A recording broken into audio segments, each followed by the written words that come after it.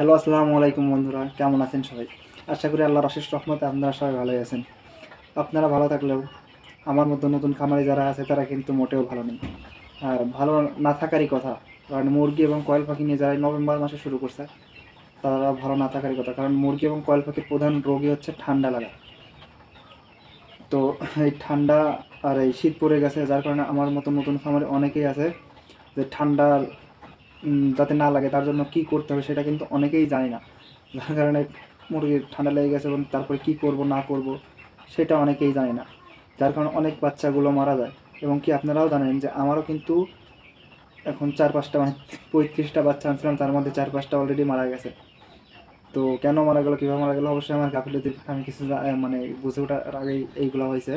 তারপরে আমি ঠান্ডা লাগার পরে কী কী করছি এবং এখন আমার ঠান্ডা ঠিক হয় না, এখন কী করব সেটা নিয়েই আজকের ভিডিওটা। এবং আমি জানি আমি কিছু এই বিষয়ে কি অভিজ্ঞ না, তারপরেও আমি আমার অভিজ্ঞতা থেকে মানে আমি কী করছি বা কী করবো সেটার বিষয়ে আপনাদের জানাতে চাচ্ছি, মানে সেটাই। তো আমি প্রথমে কী করাইছি, আমি প্রথমে মাইক্রোনিট দেখতেছেন, এই মাইক্রোনিটের কোর্সটা করাইছি 4 থেকে 5 দিন, মানে এটা দিছি। তারপরে এটাতে কাজ হয় নাই, তারপর সাথে এটার সাথে আপনার খামারির মানে যার কাছ থেকে বাচ্চা আনছিলাম তার পরামর্শে নাপা হেস্টারসিন এইগুলোও খাওয়াইছে, এইগুলোতেও আমার বাচ্চা কাজ হয় নাই, তারপরেও মরছে এবং এখন পর্যন্ত ঠান্ডা লেগে আছে। তো তারপরে আমি কী করে, আমার এক মামা আছে, সেও ছোটো পরিসরে আপনার এই মুরগি নিয়ে কাজ করছে, তারও টাইগার মুরগি নিয়ে কাজ করতেছে। তো তার কাছে পরামর্শ মানে বললাম, সে পরামর্শ দিল যে সে চেরে নামাইছিনে ভালো কাজ পাইছে, তারও মুরগির ঠান্ডা লেগে চোখ ফুলে গেছিলো, মানে অনেক করতেছিল, যে ছিল। তো রেনামাইসিনে কোর্স করানোর পরে তার মুরগিটা এখন আলহামদুলিল্লাহ সুস্থ। তো তার পরামর্শ আমি রেনামাইসিনটাও দেখতেছেন আমি 3 দিন খাওয়াইছি, তারপরেও এখনও পর্যন্ত আমার মুরগির ঠান্ডা ঠিক হয় নাই। তো এখন তো বড়ই চিন্তার বিষয়। তো আমি কী করলাম, আমি সময় করে যে দোকান থেকে আমি ওষুধ এবং ফিট আনি তার কাছে গেলাম, তার কাছে যাওয়ার পরে সে আমি তাকে বললাম যে ভাই, আমার তো এই অবস্থা, আমার মুরগির বাচ্চা তো মারা যাচ্ছে, ঠান্ডা ছাড়েই না, ঠিকই হয় না ঠান্ডা, তখন আমি কী করব? তো সে আমাকে এই একটা দিল, দেখেন, টিউলিট এসডি না এসভেট, কিউলিট এসভেট, এইটা আমাকে দিছে। তো জানি না এটা কাজ করবে কিনা এবং আপনারা এটা কিনবেন কিনা সেটাও আমি পরামর্শ দিচ্ছি না। তো আমি আগে ট্রাই করি, দেখেন আমি সব মানে এটাই কাজ করে কিনা তারপরে করবেন। তো আমি আজকে এইটাই খাওয়াই দেখবো যে আমার মুরগির বাচ্চা ঠান্ডা থেকে ঠিক হয় কিনা, নাকি এটা কোনো কাজেই দেয় না। তো চলেন আজকে আমরা এটাই করি। প্রথমে এটার মানে কি বলবো, এটা কীভাবে প্রয়োগ করতে হবে, কতটুকু কী পরিমাণে, সেইটাও আমি তার কাছ থেকে জিজ্ঞাসা করে আনছি। তো আমরা 1 লিটার পানিতে, আমাদের যেহেতু মুরগি হচ্ছে কম, তো আমি 1 লিটার পানিতে প্রথমে দিয়ে ট্রাই করবো। আমি পানি নিয়েই আসছিলাম আগে থেকে। তো এটা আপনারা কী করবেন, আপনারা যদি যান, তো এইটা আপনারা চাইলে এখানে লেখাও আছে কোনটা কত পরিমাণ দিতে হবে, সেটাও লেখা আছে। তো আমি যেহেতু শুনে আসছি, তো ওইটার প্রয়োজন নাই,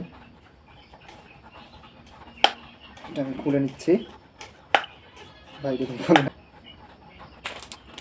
তো উনি এইটা দিচ্ছে, আমি এইটা দিয়ে মাপবো না। আমি আমার যেহেতু আগে থেকেই সিরিঞ্জ আছে, কই গেল, আগে থেকেই আনা আছে, তো আমি এইটা দিয়ে দিই, তো এইটা দিয়ে দেবো, ওইটার খুলবো না আর কি।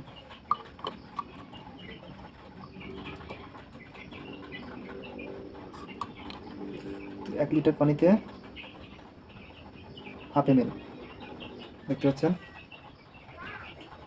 1 লিটার পানিতে ½ ml দিচ্ছি, মিশাই নিব।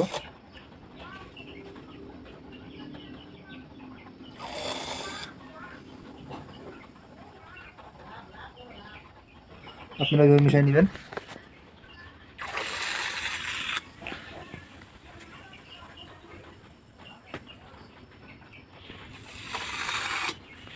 এত ইসের দরকার নেই, আমি তো যেভাবে মিশাই আর কি।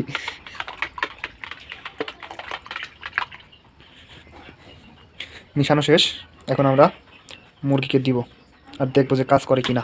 পানির হিসাবে আমি এইগুলো ব্যবহার করি, পানি দেওয়ার জন্য এইগুলো ব্যবহার করি। তো আমি এখান থেকে পানিগুলো ভরে নিব, ½ লিটার, যেহেতু আমার 2 খাঁচায় ভাগ করে নিয়েছি উপরতলা নিচতলা, তো আমি ½ লিটার করে করে 2 জায়গায় দিয়ে দেবো।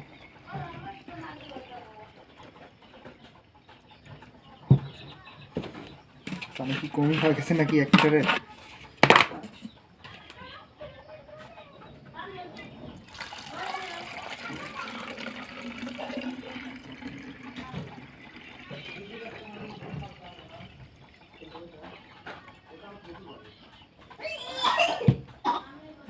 ঠিকই আছে।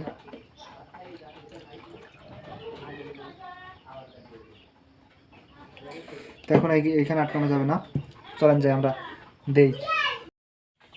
তো বন্ধুরা দেখতে পাচ্ছেন আমি পানিটা দিয়ে দিলাম। দেখেন পানি দিয়ে না অনেকক্ষণ, পানি খাওয়ার জন্য সবাই উতলা হয়ে পড়ছে।